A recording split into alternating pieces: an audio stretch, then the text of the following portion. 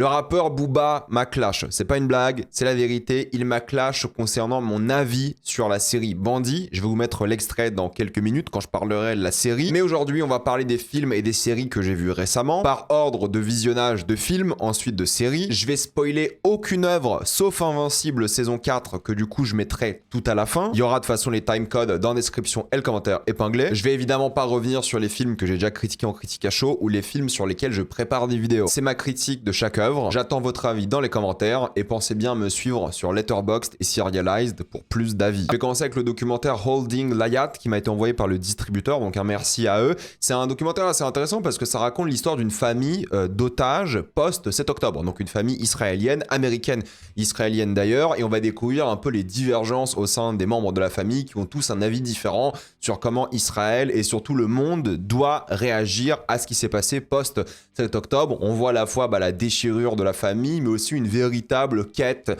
de lobbying en réalité pour changer la vie des otages, des Israéliens, des Palestiniens. Entre colère, frustration, énervement, certaines séquences font quand même penser à des thrillers d'espionnage, ce qui est assez rigolo. Il y a des trucs un peu lunaires qui sont vrais, hein, c'est des vrais enregistrements qu'ils ont trouvés, donc c'est vraiment sympa de ce point de vue-là, et c'est assez marquant de voir comment la famille perd accès à l'un de ses membres et comment ils essaient de jouer par rapport à ça. C'est pas du tout de la propagande israélienne comme beaucoup de personnes pourraient penser, au contraire, vu que la famille a des avis différents, des gens sont un peu plus extrêmes dans la manière de récupérer les otages par rapport aux Palestiniens, mais t'as un mec, le père entre guillemets de la famille, le patriarche, voilà, qui lui veut littéralement trouver une solution diplomatique et qui est ouvertement contre le gouvernement de Netanyahou. Donc c'est sympa à regarder, c'est assez court, c'est assez divertissant et il y a des séquences qui sont quand même assez folles, donc je peux vous le conseiller. Ensuite j'ai regardé le film L'affaire Abdallah, merci aussi au distributeur de m'avoir envoyé le lien parce qu'il n'était pas du tout diffusé à Lille et ça m'intéressait. En fait ça raconte l'histoire de Georges Abdallah qui était incarcéré beaucoup trop longtemps, plus que prévu en réalité pendant plus de 40 ans. C'était lui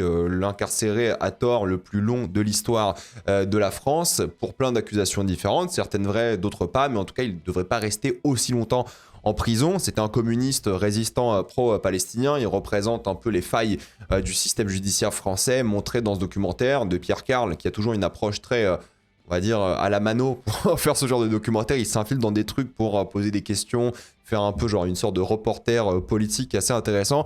Donc c'est montré dans ce documentaire sur une enquête qui dure presque une décennie. C'est un scandale d'État qui est amplifié par l'ingérence américaine et les médias d'origine qui ont vraiment partagé en masse une fake news concernant cet homme, des news prolifiques et dévastatrices, et c'est un peu le début des fake news de notre monde à nous par rapport à plein de sujets différents. C'est un documentaire qui est réussi sur l'aspect investigation, qui est vraiment mis en avant par rapport au ton choisi, quoi. Je veux dire, c'est souvent proche de l'humour plus qu'autre chose, ça crée un contraste assez fort vu la gravité des faits, et le film ouvre quand même un débat sur la lutte armée, quoi. Quelle limite entre le terrorisme, la résistance, et qui est responsable de cette incarcération au final? Est-ce que c'est les États-Unis? Est-ce que c'est la France? Est-ce que c'est les juges? Est-ce que c'est les médias? Est-ce que c'est les militants, les résistants, les politiques? Il y a plein de moments qui sont quand même assez fous parce qu'on voit des gens qui ont littéralement propagé ces fake news être mis face à leurs fake news, surtout par rapport à Edoui Plenel, hein. C'est assez fou ce qui s'est passé par rapport à ça.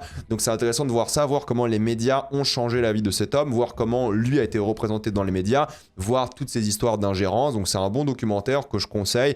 Il y a à la fois beaucoup de comédie, pareil, beaucoup d'investigations proche de l'espionnage. Donc je conseille si un cinéma le diffuse chez vous ou quand il sera disponible en VOD, je pense que ça vaut le coup. C'est un bon projet à soutenir aussi. Et pour finir sur les documentaires qui parlent un petit peu de la Palestine, c'est évidemment le documentaire de Charles Villa, From Gaza We Love, qui sort cette semaine sur YouTube, demain si je dis pas de bêtises, qui raconte l'histoire de Sir Hale et comment il va documenter sa vie à Gaza pendant plusieurs années. Et c'est donc Charles Villa, le reporter qu'on a reçu dans l'émission Rage Bait sur la Palestine récemment, qui est venu parler de comment il a fait le documentaire. Donc je vous conseille à la fois le documentaire parce que c'est un documentaire du point de vue de YouTube, c'est les codes de YouTube pour parler de la Palestine, pour parler de ce qui se passe à Gaza, pour parler de ce reporter qui devient un reporter, c'est pas un reporter à la base. Et c'est assez intéressant comment justement Charles Villa et son équipe vont lui donner, on va dire, les outils et les moyens pour faire un documentaire, et comment lui devient de plus en plus professionnel, devient même un artiste. Il est photographe à la base, mais il va lier justement la photographie avec le journalisme pour créer quelque chose d'un peu nouveau. Donc honnêtement, je vous le conseille, je vais pas en parler des masses ici parce que voilà, je vous laisse voir le projet, il est disponible sur YouTube. Ça reste dans les codes codes de YouTube, mais c'est le but, c'est de rendre cette histoire mainstream, qu'elle soit partagée, que les gens comprennent ce qui se passe à Gaza. Moi, j'ai vu la version non censurée, je sais pas quelle version sera disponible, parce que Charles nous a dit qu'une version plus censurée, sans sang ni rien, sera sur YouTube. Il y a des choses quand même qui sont, je pense, ok aujourd'hui, parce que c'est un grand public qui va voir ça. Moi, j'ai vu une version peut-être un peu plus hard, entre guillemets, mais dans tous les cas, vous allez voir pendant 1h49 l'histoire de cet homme. C'est assez intéressant, c'est un documentaire, je vais pas entrer dans les détails, je vais pas spoiler non plus, allez voir ça. Je pense que c'est le genre de projet qu'il faut vraiment soutenir, donc allez soutenir Charles dans cette initiative, allez soutenir Souheil aussi en regardant justement ce documentaire et allez voir tout ce qui se passe par rapport à ça, ce que les gens vivent là-bas dans un format un peu différent YouTube, et c'est assez rare de voir ça dans voilà, l'industrie YouTube aujourd'hui, et c'est cool, donc félicitations à Charles, et j'espère que vous allez tous aller voir ce documentaire gratuitement dès demain sur YouTube. Pour parler maintenant des films de fiction, j'ai envie de parler évidemment de Dead Man's Wire, ou La corde au cou en français. C'est le nouveau film de Gus Van Sant qui est disponible en salle actuellement. C'est l'histoire d'un preneur d'otages qui va s'attacher, lui et son fusil, au cou d'un jeune directeur riche, détestable, et c'est évidemment un film sur la lutte des classes, du point de vue d'un pauvre au bout du rouleau, prêt à tuer l'homme qui lui a causé tort. C'est une œuvre sur la violence physique contre la violence légale et contractuelle. Je veux dire, c'est un mec qui souffre à cause du système, et de l'autre côté, lui va souffrir à cause d'un fusil, littéralement. Donc c'est la cruauté du système capitaliste qui va détruire les gens au point qu'ils craquent et souhaitent tuer. Le film va évoquer les thématiques de la culpabilité des deux protagonistes, l'otage et le preneur, et quelles sont leurs responsabilités. Au final, faut-il s'excuser? Qui est réellement le méchant dans l'histoire? Le film joue sur l'ambiguïté morale, au final, de la situation, en équilibrant un peu les valeurs des deux, tout en ayant de la compassion pour le criminel, ça c'est évident. Et en termes de mise en scène, je trouve qu'il y a un fort focus sur les personnages, au point de montrer l'extérieur du monde comme inexistant. En dehors de la corde et ces deux-là, tu vois quasiment rien. Sauf quand il s'agit évidemment des médias, les médias américains obsédés par les scoops, par le sang, par la rage d'un pays en pleine ébullition dans les années 70, et on a l'impression que le pays va vraiment exploser, et en même temps, il soutient le preneur d'otages, et une sorte de rage collective qui se crée. Tout ça pendant qu'il profite de ce spectacle montré dans les médias. La relation est particulièrement réussie à ce sujet entre évidemment le preneur d'otage et l'otage, mais aussi avec Colman Domingo, qui est toujours excellent dans ce genre de rôle, et le personnage de Skarsgård qui cabotine, c'est vrai, je pense pas que c'est son meilleur rôle pour le coup, mais qui dégage comme une bonne folie dans ce thriller fortement inspiré des visuels des années 70, avec son grain, sa caméra à épaule et son côté vintage dans l'éclairage qui donne de la texture et du contraste aux scènes. C'est super bien rythmé, je trouve, c'est vraiment une tonalité assez imprévisible, et le film passe vraiment du suspense à la comédie en un instant, et ça fonctionne. Bon retour en forme pour Gus Van Sant, et c'est une histoire qui va plaire à beaucoup de personnes, parce que en plus de ces thématiques anticapitalistes, sur la lutte des classes, sur tout ce qu'on a là de manière générale que je viens de citer, c'est un film qui est divertissant, parce que ça reste un thriller d'1h45, bien rythmé, parce qu'il y a une vraie tension de cette corde qui peut lâcher, de ce fusil qui est vraiment filmé comme une épée de Damoclès limite, de ce mec, tu sais pas s'il a vraiment pété un câble, s'il est cliniquement fou. Il y a une fin qui est géniale par rapport à ça d'ailleurs, et en même temps ce reflet qu'on a de la société ici, de l'époque, mais qui n'a pas beaucoup changé, d'un mec qui n'en peut plus quoi. Donc même en termes de film, sans parler des critiques sociales et tout, c'est un film qui est vraiment réussi, qui est attachant, qui va vraiment développer les personnages, qui va donner beaucoup d'ampleur à leur vie, qui va en parler. Un Al Pacino qui est absolument génial dans un petit rôle, mais marquant et crucial. Donc j'ai vraiment beaucoup aimé cette approche par rapport à ça, parce que oui, vous pouvez le regarder pour le côté politique évident, mais aussi pour le côté juste thriller, divertissant, surprenant, qui va vraiment vous tenir en haleine. Donc pour ça, je trouve que c'est réussi, et c'est un bon film que je vous conseille. Ensuite, j'ai envie de parler du film réalisé par Gore Verbinski, donc le réalisateur des films Pirates des Caraïbes, de Rango, de, vous savez, Lone Ranger par exemple. C'est Good Luck, Have Fun, Don't Die, qui est disponible en salle aussi, et je sais toujours pas si je me suis infligé le film, mais je l'ai pas détesté. En tout cas, je trouve que c'est un film qui a de grosses qualités cinématographiques. C'est une œuvre qui est profondément boomer et réactionnaire, parce que ça va raconter l'histoire d'un monde où un mec va constamment retourner dans le temps pour essayer de le sauver à partir d'un diner. Il arrive dans le diner, il se dit ok, il me faut une équipe, il choisit une équipe, et il doit tenter avec l'équipe de sauver le monde et d'empêcher une IA qui veut anéantir le monde entier, l'humanité, la planète Terre. Donc c'est ce qu'il va essayer de faire en boucle. C'est un peu jour de la marmotte, mais pas trop non plus, et c'est ça qui va être un peu réactionnaire, c'est le côté IA, menace existentielle à éliminer quoi qu'il arrive, les téléphones qui ont détruit l'humanité et surtout la jeunesse, l'héroïsme qui ne sert à rien en réalité, car le monde est déjà condamné à éternellement brûler à cause de la lâcheté de l'homme et la société qui a échoué de tous les points de vue. Donc c'est vraiment très réac, en mode de regarder à quel point la technologie c'est mal, à quel point le téléphone c'est mal, à quel point l'IA c'est mal par rapport à ça. Donc j'ai rarement vu un film aussi frontal sur sa haine du nouveau monde.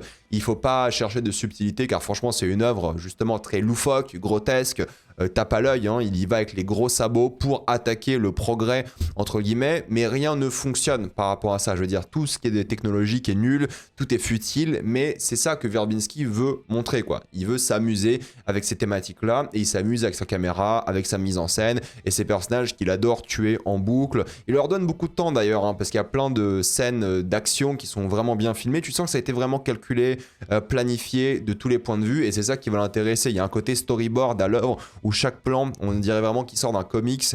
Limite, il va prendre du temps pour raconter les backstories des personnages, pour mieux les tuer par la suite, et la mise en scène va s'adapter à la séquence en question. Ça fait très Black Mirror à certains moments évidemment, et justement ça qui est fort, c'est qu'il va rester méfiant tout le long, quoi. Il aime pas trop la technologie, il veut pas lui faire confiance, il est un peu parano dans sa mise en scène, comme les personnages qui l'entourent, et ça sent à chaque plan que c'est préparé justement parce qu'il y a que 20 millions de budget, quoi. Et pour la gueule que ça a pour 20 millions, bah oui, c'est réussi.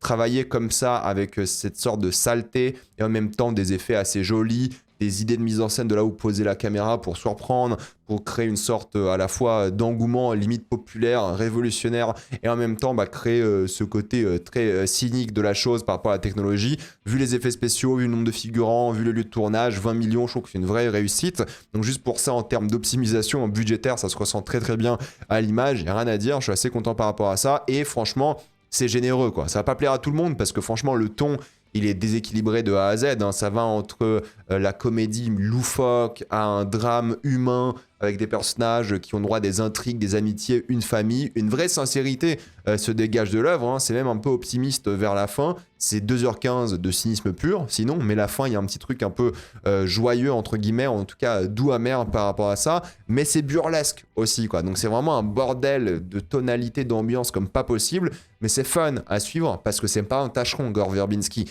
Maintenant, oui, ça va dans tous les sens, oui, c'est peut-être trop d'intrigues un peu partout, mais les acteurs s'éclatent, lui s'est éclaté, oui, c'est un peu réactionnaire, mais en même temps, tu le comprends, et t'as une vraie proposition artistique ici qui est intéressante, et je sais que 80% des gens vont détester parce que c'est trop grotesque, il en fait trop des caisses. Mais sur l'aspect cinématographique, je trouve qu'il est vraiment très bon, et il a créé un truc qui est vraiment bien, quoi. Je dis pas que c'est un grand film qu'il faut forcément regarder, mais je l'ai trouvé divertissant et je vous le conseille. J'ai aussi vu Juste une illusion de Toledano et Nakache, l'histoire d'un jeune homme et de sa famille en France durant les années 80. Le film est le rite initiatique de l'adolescent qui essaie de sortir avec une fille de son collège, qui est pas du tout intéressée par lui.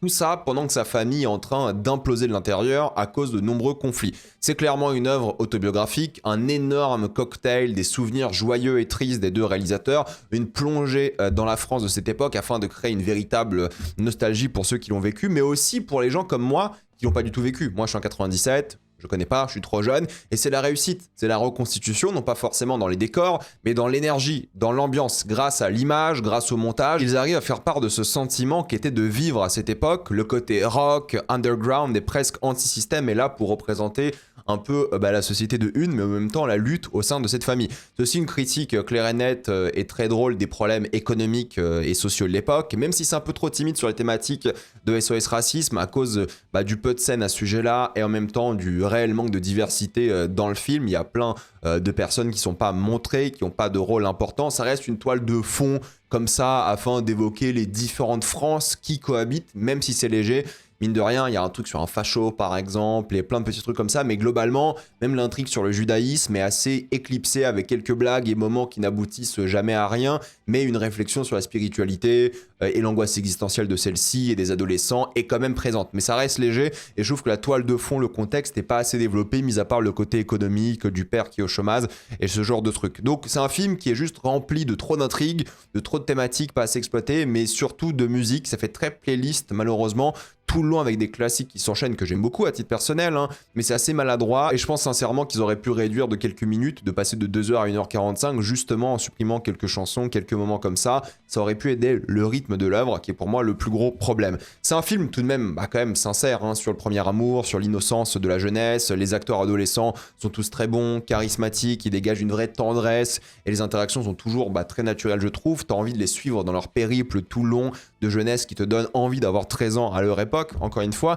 et la famille entière est plutôt bien représentée. Je veux dire, oui, elle arrive à surprendre par rapport à certains choix. Est-ce que les parents vont divorcer? La femme va-t-elle tromper? L'homme va-t-il se réveiller, sortir du chômage? Cotin et Garel sont touchants dans cette quête, pour le coup, perpétuelle d'identité qui touche tous les membres de la famille, surtout elle en tant que femme et eux en tant que juifs et tout, et l'auteur qui rajoute ses touches d'humour et de compassion. Franchement, juste dommage pour certains personnages moins mis en avant, comme le grand frère par exemple, et que d'autres qui sont là juste pour du remplissage de certaines scènes. Il y a un vrai problème d'équilibre, ça c'est clair et net, et le film tente plein de choses en termes de mise en scène, peut-être un peu trop d'ailleurs aussi, parce qu'à certains moments, il n'y a plus vraiment de cohérence visuelle, je trouve. Ça va jouer sur les murs dressés entre les personnages, la dualité de leurs sentiments, moments de rêve par exemple, leur quête d'identité, reflets, flash, ces stop frames qu'on a au cinéma de manière générale, et quelques moments inspirés de clips de rock ou d'Hollywood de l'époque, cuir, pluie, slow motion, avec des codes couleurs très spécifiques.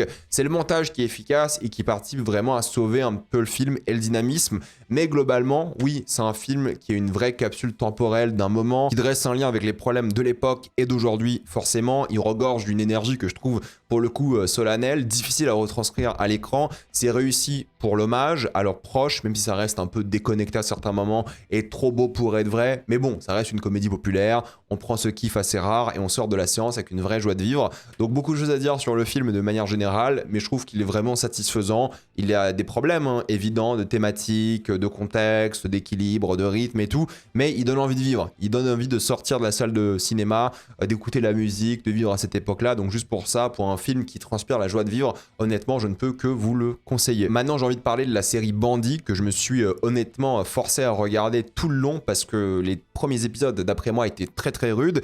Et j'ai envie d'en parler, mais il faut savoir que Booba m'a clashé à ce sujet-là. Je vous mets l'extrait, le TikTok que j'ai fait par rapport à ça. Aujourd'hui est un grand jour, je me suis fait clash par Booba. C'est parti. Donc en vrai, trop cool. J'aurais pas le temps d'en regarder, mais en vrai, trop cool. Et Lui, c'est un des racistes les plus cool que j'ai jamais entendu, je crois. Alors, c'est une série de noirs, faite par des noirs, chez des noirs. le pire dans cette histoire, je me suis trompé. C'est pas du tout fait par des noirs, comme il dit. C'est pas du tout ça. Les créateurs sont pas du tout noirs. C'est des créateurs blancs. Ça n'a rien à voir. Je m'étais trompé par rapport à ça. Avec des acteurs noirs. C'est trop cool. Mais j'aurais pas le temps de regarder. Non, mais le pire, c'est que le problème que j'ai avec les séries, c'est que, en fait, ça prend du temps à regarder et Bandi, ça aurait cartonné sur ma chaîne parce que c'est une série en vogue, ça cartonne dans le monde entier. Mais quand c'est sorti, j'avais pas le temps de la voir. C'était 8 heures de série. Je revenais de Chine. Je suis encore en train de m'écrouler sur le taf parce que j'ai pas vu de film pour l'instant depuis que je suis rentré de Chine. J'ai vu 3 films en 12 jours. C'est ridicule. Mais je vais la regarder, Bandi. C'est juste qu'il n'y aura pas de critique là tout de suite. Je pense qu'il y aura la semaine prochaine. Mais voilà, c'est juste ça, quoi. Mais genre, en théorie, j'ai pas le temps de la regarder à temps pour faire la critique. C'est juste ça que je voulais dire. Mais pourquoi t'auras pas le temps de regarder? Parce que c'est des noirs. C'est trop cool. Franchement, ça et le Michael B. Jordan, j'avoue que je passe un peu pour un raciste. Non, mais j'avoue. My bad. Mais on parlera de Bandi, mais juste pas tout de suite, quoi. C'est pas ma priorité. Maintenant que j'ai vu l'intégralité de Bandi, alors à la base, je voulais vraiment arrêter parce que j'ai détesté les 3 premiers épisodes. Je voulais pas perdre encore 5 heures à regarder, mais les gens m'ont dit ça devient bien après. T'inquiète, continue. Donc j'ai continué. Et j'aimerais dire avant toute chose que je suis très content que les Martiniquais aient une série qui cartonne dans le monde entier. Pour le coup, je trouve que c'est top 1 international. Certes, pas faite par des Martiniquais. Les showrunners sont pas du tout Martiniquais, mais localement tournée là-bas et avec des acteurs et une équipe technique locale. Donc ça, c'est cool. Et c'est une partie de la représentation martiniquaise aux yeux du grand public et c'est toujours bien pour ça et je suis pour plus de représentation quoi qu'il arrive. Je trouve que c'est une très bonne chose. Il y a de la musique traditionnelle martiniquaise, contemporaine, il y a des thématiques sur la religion, la spiritualité, la précarité, le côté France absente sauf quand c'est des blancs riches criminels. Alors oui, c'est peut-être un peu cliché mais ça me dérange pas si c'est bien fait de manière générale. Il y a des vraies thématiques sur la difficulté de vivre dans ce système à cause de l'administration française, surtout en famille. L'idée d'avoir une famille n'est pas du tout aidée dans ces endroits-là, même pas en France métropolitaine, mais en Martinique encore moins, et ça devient vraiment une question de survie à cause de la France. Ça parle beaucoup du chagrin parce qu'il se passe des choses dramatiques par rapport à ça, de rites initiatiques, surtout des jeunes enfants qui doivent trouver leur voie en évitant le plus possible la criminalité qui est montrée comme la seule issue, t'as l'impression. Il y a une sensation d'identité antillaise et de solidarité face à la France coloniale. Et maintenant, la vérité par rapport à tout ça, par rapport à ces thématiques que je citais, que j'aime bien, qui sont cool et tout, et que la série pue la merde, honnêtement. C'est vraiment un désastre. La série est vraiment nulle et ça me déçoit entièrement. Franchement, j'aurais adoré que la série soit bien. J'aime bien les sujets abordés, encore une fois, mais en termes d'équilibre narratif, c'est un désastre, quoi. C'est le genre de série où il y a des intrigues, t'as envie de les skip tellement c'est mauvais et inintéressant. Et la narration, de manière générale, c'est une catastrophe, quoi. La série, elle alterne bêtement entre thriller, crime, drame familial, sans jamais trouver son socle, son identité, son équilibre. Il y a zéro idée de mise en scène. Mais franchement, ça, c'est ridicule. Ça qui m'a gâché la série, honnêtement, parce que j'aime bien le traitement de certains sujets et j'aime bien l'existence de certains sujets, même si j'aime pas le traitement de tous les sujets, mais c'est les scènes d'action qui sont ridicules. Il y a une scène au tout début, je crois qu'épisode 1 ou 2, où ça tape quelqu'un au sol et tu dis mais attendez, c'est pas possible, vous êtes des amateurs ou quoi? Non, c'est les mecs qui ont fait le bureau des légendes. Mais non, là, on dirait vraiment que c'est amateur à mort. Il y a aucun punch dramatique dans la réalisation, il y a aucun bon rythme d'épisode, il y a aucun épisode qui est bien rythmé, il y a plein d'intrigues qui sont insupportables à cause de l'écriture, quoi, et de la mise en scène. C'est trop long, 8 épisodes d'1 heure, c'est insupportable. La photographie, elle est laide au possible. Ça fait trop cheap, quoi. Ça fait cheap. On dirait qu'ils n'ont jamais tourné un film ou une série avant, ces gens-là, alors que la Martinique, c'est magnifique. La Martinique, c'est super beau. Ils n'arrivent pas à sublimer la Martinique. Il n'y a aucun contraste, aucune profondeur. Il n'y a que des champs contre champs sans idée. Et même l'éclairage. Je veux dire, c'est pas possible. L'éclairage, c'est le même éclairage partout, tout le temps. C'est insupportable, quoi. Ça fait vraiment telenovela. Plus belle la vie, mais en Martinique. Franchement, Franck Gastambide, il aurait sorti ça n'aurait choqué personne. Il y a ou zéro budget, ou les créateurs se sont mis plein les poches, parce que c'est pas les acteurs qui ont été payés, c'est des novices, c'est leur premier rôle pour beaucoup d'entre eux, quoi. Et ça, c'est trop dramatique, parce que surtout les moments émouvants et dramatiques de l'œuvre, les moments qui sont censés avoir un poids, un enjeu et tout, ils marchent pas à cause de la mise en scène, à cause d'à quel point c'est mal fait, quoi. La réalisation et l'écriture, elle est tellement bancale, ça tient pas la majorité des épisodes, parce que c'est trop le bordel dans tous les sens, généralement, et surtout qu'ils arrivent pas à nous tenir en haleine sur les intrigues qui intéressent les gens. Franchement, il y a des intrigues, tu dis, j'aurais envie de voir que ça, et d'autres, tu dis, je n'ai jamais envie de voir ça, quoi. C'est tellement mal fait, tellement nul que t'as envie de passer à autre chose, quoi. C'est trop dommage et je me suis forcé à regarder tout le long, quoi. J'aurais dû arrêter au bout de 3 épisodes, hein, je vous jure.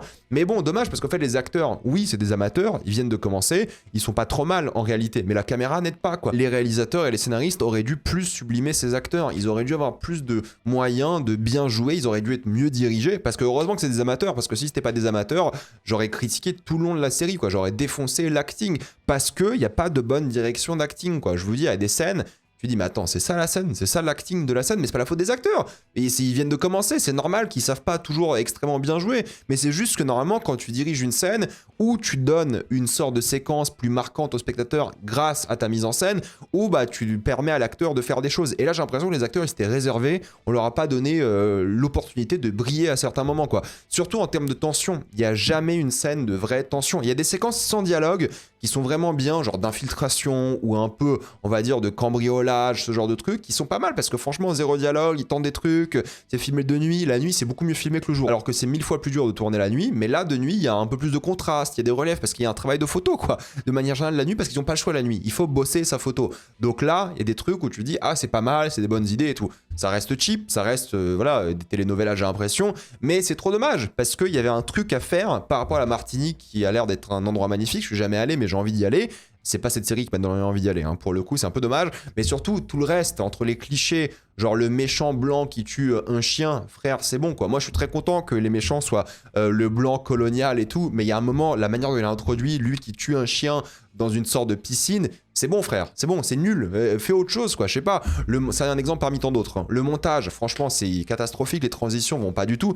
T'as des scènes, franchement, il y a des épisodes, tu dis... Mais attends, ça se voit clairement en termes de montage et de mise en scène que ces deux scènes auraient dû suivre, mais en même temps, ils ont mis une autre intrigue au milieu, et ça n'a aucun sens. T'as l'impression que certaines intrigues sont rajoutées en milieu pour donner envie aux spectateurs de regarder la suite de l'épisode, pour pas qu'ils skippent, pour revenir à l'intrigue qui les intéresse. Et ça, c'est insupportable. Et je comprends pas ce manque de professionnalisme, quoi. Je comprends pas comment ils ont fait une série aussi cheap. Ils se sont dit, ok, on va mettre à fond leur représentation, et c'est une très bonne chose, mais j'ai l'impression que c'est leur seul argument de vente. Et c'est dommage, parce que moi, je suis content de voir des thématiques qui ont l'air proches des Martiniquais, je trouve que c'est une bonne chose, mais j'aurais aimé les voir bien faites. J'aurais aimé voir ces sujets abordés que je trouve sur le papier intéressants dans le monde de séries assez rares, surtout dans les séries francophones, mais la manière dont c'est exécuté, et c'est pas la faute des acteurs, c'est la faute des créateurs de la série, c'est catastrophique. Et je pense que les Martiniquais, ils méritaient avant tout une bonne série qui cartonne international parce qu'elle est bonne, pas parce que juste c'est un sujet un peu exotique pour des blancs dans le monde entier, ou pas que des blancs, parce que forcément ça intéresse plein de gens concernés aussi, mais ça me fait de la peine. Là où j'avais critiqué le film Zion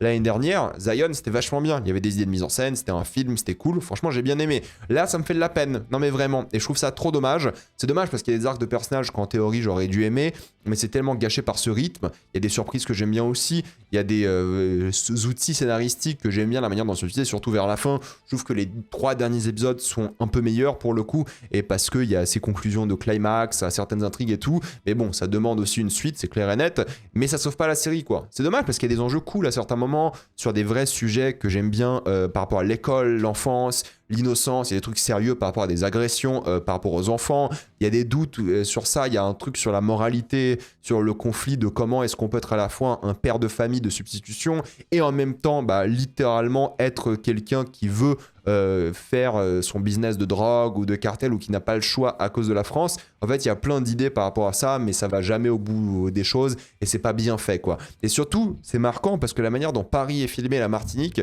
c'est la même chose quoi. Mais c'est la même chose, mais sans avoir la même identité visuelle, parce qu'au moins la Martinique c'est beau, c'est joli, ils ont des beaux endroits de tournage, mais c'est filmé avec tellement le même ennui que Paris, dans des chambres d'hôtel généralement, ou des cafés, ce genre de trucs, que c'est nul quoi. Franchement c'est trop dommage, je pense qu'il méritait vraiment une meilleure série et ça me déçoit sincèrement parce que j'aurais aimé voir une bonne série qui se passe en Martinique, mais malheureusement Bandit c'est pas du tout le cas. Désolé Booba, mais bon apparemment de ce que je vois tu traînes avec des racistes Booba, donc je m'excuse pas vraiment. Maintenant faut savoir que j'ai vu la saison 2 de The Pitt, et The Pitt c'est vrai que c'est une série qui avait beaucoup marqué avec sa première saison. La saison 2 s'est achevée cette semaine et c'est vrai que la mise en scène est moins marquante mais meilleure je trouve, car moins tape à l'œil. Dans la première saison, il y avait des cas extrêmes, une fusillade, ce genre de choses. Là, les cas sont plus personnels, moins grandioses, plus intimes, je trouve. Et le contexte d'avoir ça le 4 juillet, quand même aux États-Unis, le 4 juillet, c'est leur jour, leur fête nationale, ça crée des problèmes de feux d'artifice, d'un point de vue pratique, de danger et d'hôpital, mais c'est surtout le symbole de l'Amérique qui est représenté ici, quoi. C'est pas juste pour la violence et les explosions, c'est surtout l'idée même des États-Unis. Et quand on est dans un pays sans sécurité sociale efficace, qui revient énormément dans l'œuvre, c'est vraiment l'un des sujets principaux, un pays dans lequel ICE, la Gestapo américaine, va littéralement foutre des gens en tôle sans raison, et t'as des gens qui essaient de se réfugier à l'hôpital, c'est un vrai sujet malheureusement trop d'actualité. Quand t'as des métiers et des vies qui sont condamnés pour des raisons médicales qui auraient pu être évitées si le système marchait bien, oui, c'est une vraie critique de ce système, de la morale qui entoure ce système même, le capitalisme en soi qui gâche des vies. Il y a tout un débat sur le patriotisme américain, sur l'identité même du pays via les patients, via les médecins et via cet hôpital.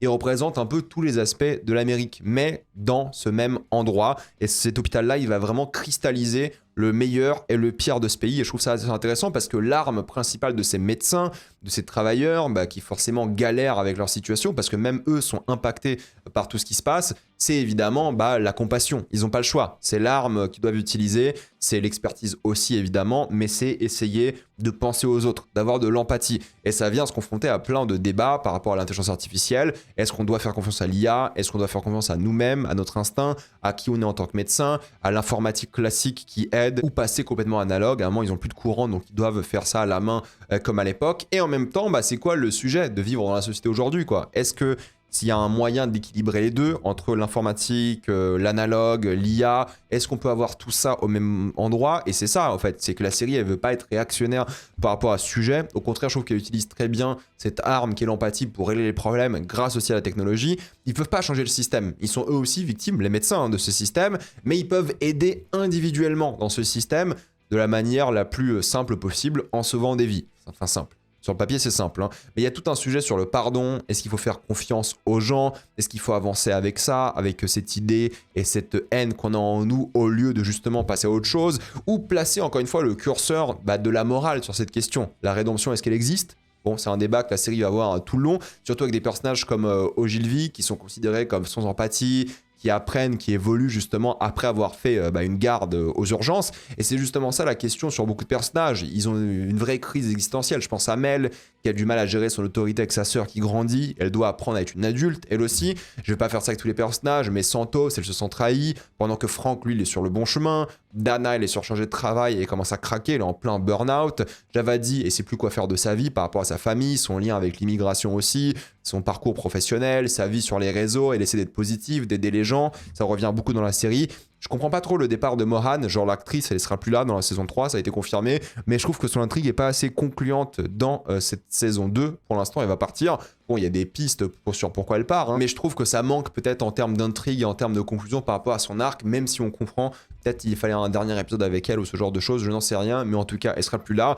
Et c'est une saison sur les relations brisées encore une fois, sur la perte de confiance en soi, sur la santé mentale des patients, mais surtout du personnel hospitalier, les médecins, les infirmiers et tout. Robbie, c'est le meilleur exemple de tout ça, hein, mais le système médical entier est en burn-out à cause du système médical et à cause des États-Unis, ils sont tous au bout du rouleau, certains proches du suicide, t'as l'impression ils pensent avoir, pour beaucoup d'entre eux, échoué dans leur vie, ils n'arrivent pas à se réconforter les uns les autres, il y a des défaillances majeures, mais ils ont une vraie responsabilité aussi pour justement changer et essayer de sauver des gens. Mais en même temps, ça va en contradiction avec leurs envies, leurs problèmes personnels et tout. Je pense encore une fois à la crise médicale existentielle du personnage de Al Hashimi, qui est hyper intéressant, qui est une addition que j'aime beaucoup, qui est très touchante, surtout cette fin de saison. Et je pense avoir préféré cette saison 2, honnêtement, peut-être moins tape à l'œil encore une fois, mais plus touchante, plus intime, un peu larmoyante vers la fin.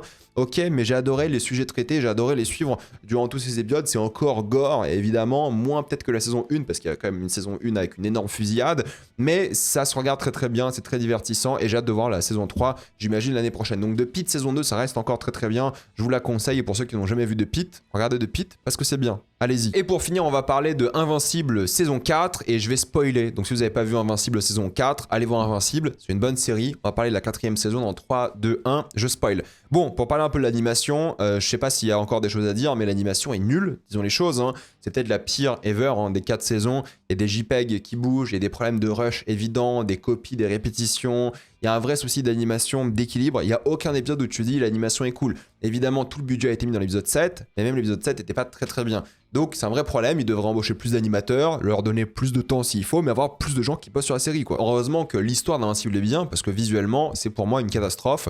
Je n'ai jamais vu ça, quoi. C'est risible et c'est dommage, c'est même du foutage de gueule d'embaucher autant d'acteurs connus pour des rôles et de ne pas vraiment donner l'opportunité à des animateurs de bosser sur une série pour qu'elle ait un plus de gueule. La saison 1, ça allait. La saison 2, ils ont mis 3 ans à la faire, un truc comme ça allait pas du tout à partir de là. Donc franchement, la saison 4, là, pour moi, c'est la pire en termes d'animation. C'est comme ça, c'est Invincible. Heureusement que j'aime bien généralement toutes les intrigues d'Invincible, parce que sinon, on serait encore plus déçus à cause de l'animation et des intrigues. Mais là, j'avoue que je pense que c'est aussi la saison la plus faible à cause de certaines intrigues. Mon cœur n'y était plus comme avant, je trouve. L'intrigue concernant la Terre et les ennemis traditionnels, on va dire, j'aime bien. Ça parle vraiment de la morale de Mark qui devient de plus en plus comme les Viltrumites. Il songe à tuer pour régler ses problèmes de manière définitive. Il commence à être de plus en plus comme son père et comme ces génocidaires de l'espace. Il commence à mettre en danger son frère. Parce que voilà, son frère il veut aider, mais son frère n'est pas toujours prêt, mais il accepte tout de même. Il est prêt à sacrifier son frère et même lui pour la bonne cause. J'exagère un peu quand je dis ça, mais Mark est en train d'évoluer vers quelque chose d'un peu plus négatif. Il met en danger tout le monde et c'est dur pour lui d'être amoureux et en couple avec Eve, évidemment. Mais ce qui est intéressant, c'est surtout les Viltrumites de cette saison, parce que tu as envie de passer du temps avec eux, surtout dans leur démystification. Au final, tu penses que c'est juste un peuple, entre guillemets, classique, génocidaire, mais équilibré. Alors qu'en réalité, ils sont complètement cons, ils sont complètement parano, ils sont stratégiquement au sol, ils se génocident eux-mêmes par pur fanatisme eugéniste, ethnique. C'est des gros débiles, en réalité. Il y a des justifications par rapport à ça, mais c'est des justifications qui sont risibles. Ça les rend encore plus dangereux à mes yeux. C'est ça qui est intéressant, c'est qu'ils sont complètement fous. Ils ont plus rien à perdre, et c'est ça qui les rend encore plus problématiques. Et puis surtout, au fait, ils se sont fait génocider la gueule aussi. Et c'est ça qui est important chez eux, c'est leur nouvelle quête de survie. Ils deviennent pathétiques, mais sans nous faire de la peine. C'est ça qui est intéressant aussi, c'est juste des losers nazis de l'espace, mais ça ouvre tout un sujet sur l'éthique et la morale du génocide, en fait, parce que Alan, l'alien, et sa planète, dont le traître, hein, entre guillemets, Thaddeus, et les Viltrumites, eux, ne négocient pas. C'est-à-dire qu'eux, ils vont génocider la gueule des gens, et ils préfèrent faire vivre leur race pour toujours.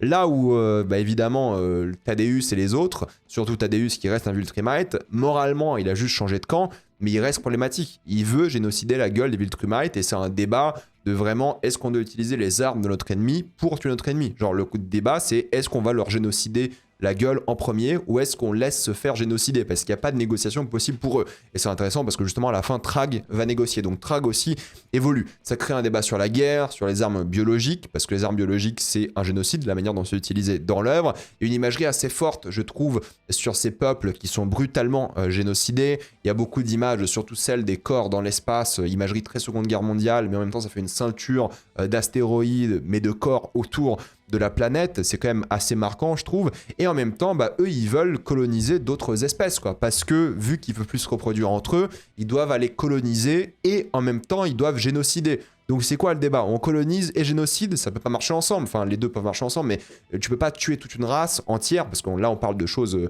planétaires, on parle pas juste de colonisation et de génocide de peuple, on parle de planète entière et de peuple entier. Il faut coloniser justement gentiment entre guillemets, y aller mollo pour faire vivre les Viltrumites. Et ça c'est un truc que Trag ne comprend que très tard. Lui au début il veut juste éradiquer les espèces qui se mettent devant lui et puis basta. Et s'il y avait un arc adapté en live action concernant cette série, c'est l'arc d'Omni-Man au début, ce faux Superman, et en même temps l'arc des Viltrumites, et tout ce qui est au milieu, franchement, à la limite, tu peux l'enlever. Je parle bien dans l'optique de faire un remake live action ou une adaptation live action de Invincible sur 2-3 films, hein. C'est ça qu'il faudrait faire.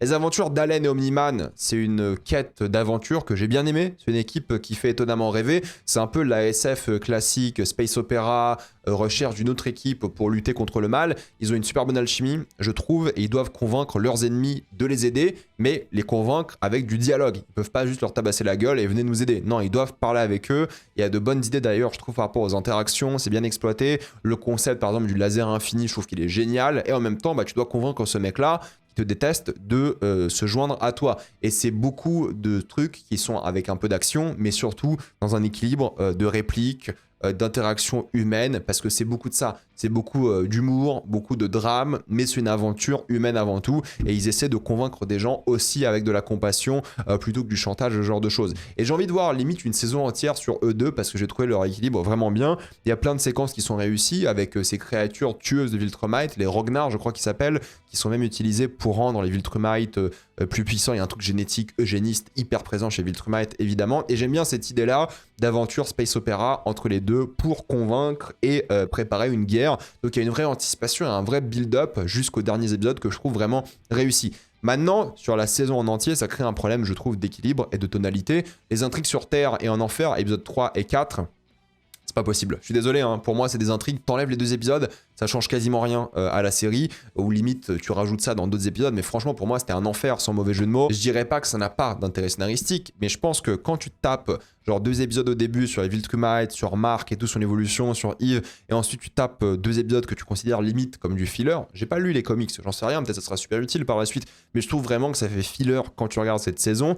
Des trucs cool avec Mark, encore une fois, qui a pas envie de devenir comme son père, mais sinon franchement pour moi t'as envie de skip les épisodes quoi, ça change quasiment rien, ça te fait chier, tu te dis mais attendez, on a une intrigue incroyable avec Omni-Man, avec Mark, avec le Trag justement, et on retourne sur Terre en enfer pendant genre 2 heures. Pour moi c'était pas possible et hyper décevant, parce que justement quand t'as le retour de Omni-Man, Sandra, Eve, Mark, qui ont leur discussion sur leur relation, en fait c'est là que le cœur de la série se trouve en réalité, des discussions matures sur l'objectif de vie, sur ce qu'ils veulent faire, de la rédemption, est-ce que quelqu'un peut changer? Tout tourne autour du sacrifice, de l'amour et de relations en dehors. C'est ça qui est intéressant. Il y a quand même Omni-Man qui dit être amoureux de Sandra, de sa femme, mais il est quand même allé avoir un enfant avec une autre femme à l'autre bout de la galaxie, quoi. Donc c'est un vrai débat, un vrai sujet sur les familles recomposées, sur qu'est-ce que tu veux en tant qu'homme et femme, littéralement, c'est quoi l'amour, et ça impacte tout le monde. Voilà, ce qu'a fait Omni-Man, ça a impacté le monde entier, littéralement, et c'est fascinant comme idée. Je veux dire, quelle est la différence entre un monstre et un héros? Le monstre, il peut devenir un héros, visiblement, et le héros peut devenir un monstre. C'est Omni-Man qui devient gentil,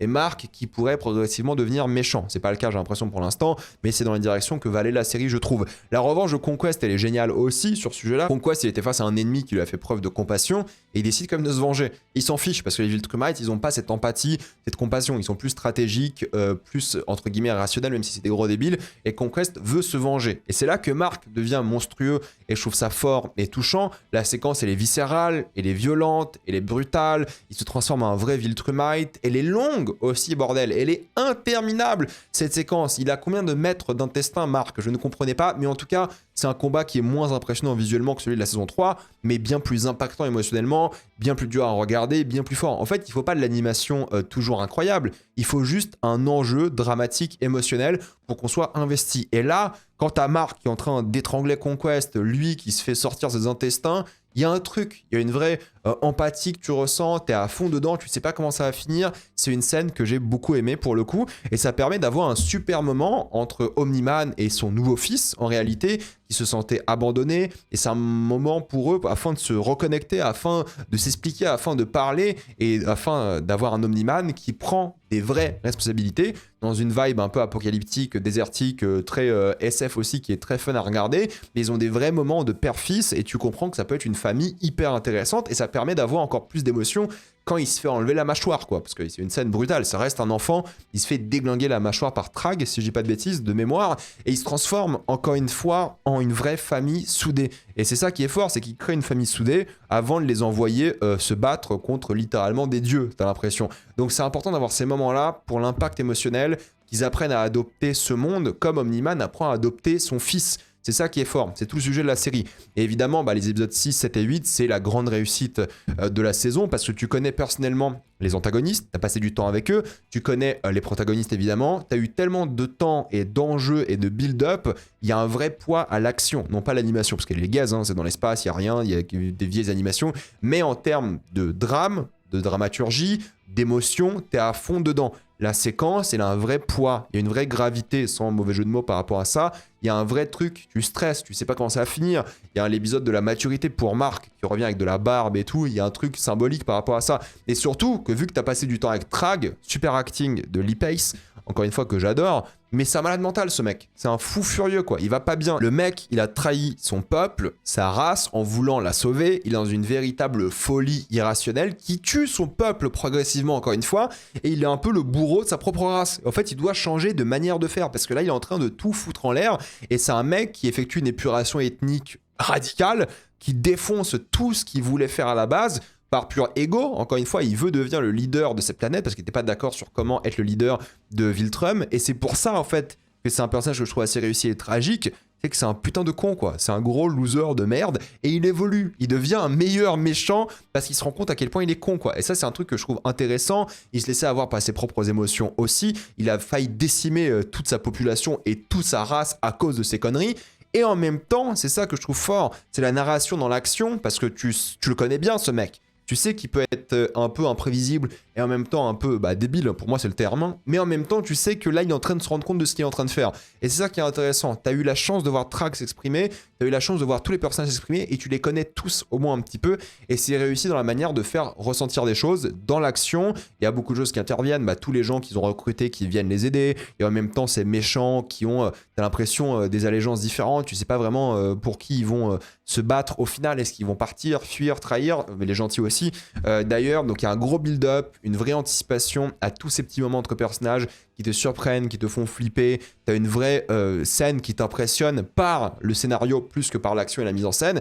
Et je veux dire des séquences avec Trag et Nolan qui discutent, qui parlent. Oui, Trag il est trop puissant, ça reste un petit con, je le répète, mais tu vois qu'il veut commencer à convaincre les gens parce qu'il réalise qu'il manque d'alliés, il réalise qu'il est de plus en plus seul et il essaie de parler aux gens. Et la destruction même de Viltrum, c'est génial comme idée, parce qu'en vrai, il n'y a plus personne sur Viltrum, mais nos protagonistes qui détruisent la planète du méchant, c'est quand même hardcore en réalité. Ils ont non pas génocidé le peuple, mais leur foyer, leur maison. Donc ça va se retourner contre eux, évidemment. Mais en même temps, ça a enlevé à Trag son seul refuge physique, son truc le plus proche de son cœur, sa planète, son peuple, mais ça va le radicaliser encore plus en théorie. Moi je le voyais comme ça. En tout cas, ça va donner un intérêt supplémentaire au fait de ne pas tuer Marc, de ne pas tuer Omni-Man, parce qu'il se rend compte qu'au fait c'est eux les Viltrumites. S'ils commencent à tuer tous les Viltrumites, ils vont jamais s'en sortir. Et ça c'est hyper intéressant mentalement dans son évolution. Donc ça j'ai beaucoup aimé parce que c'est un personnage qui est horrible, c'est un nazi de l'espace, mais il grandit. Et ça c'est pas mal en réalité. Il comprend le nouveau défi pour sauver son peuple. Et c'est un personnage que je trouve fascinant. Et bon, l'action est un peu nulle, mais en tout cas, il y a un truc émotionnel qui te fait vraiment kiffer ces personnages-là. Et l'épisode final, que moi je trouve très bon, c'est peut-être le meilleur d'ailleurs, avec la prise de poids de Eve et la réaction de Marc par rapport à son avortement, par rapport à son amour qu'il a pour elle, la manière dont il réagit, je trouve qu'il est vraiment très touchant. Ils ont une scène qui est vraiment très belle, c'est très mature, c'est très beau.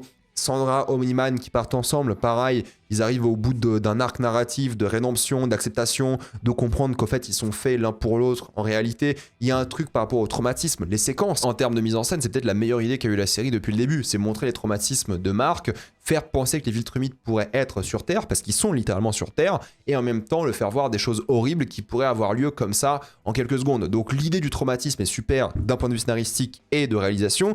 En même temps, c'est une super idée parce que c'est la vérité. Ils sont sur Terre, et en même temps, ils demandent d'aller au psy.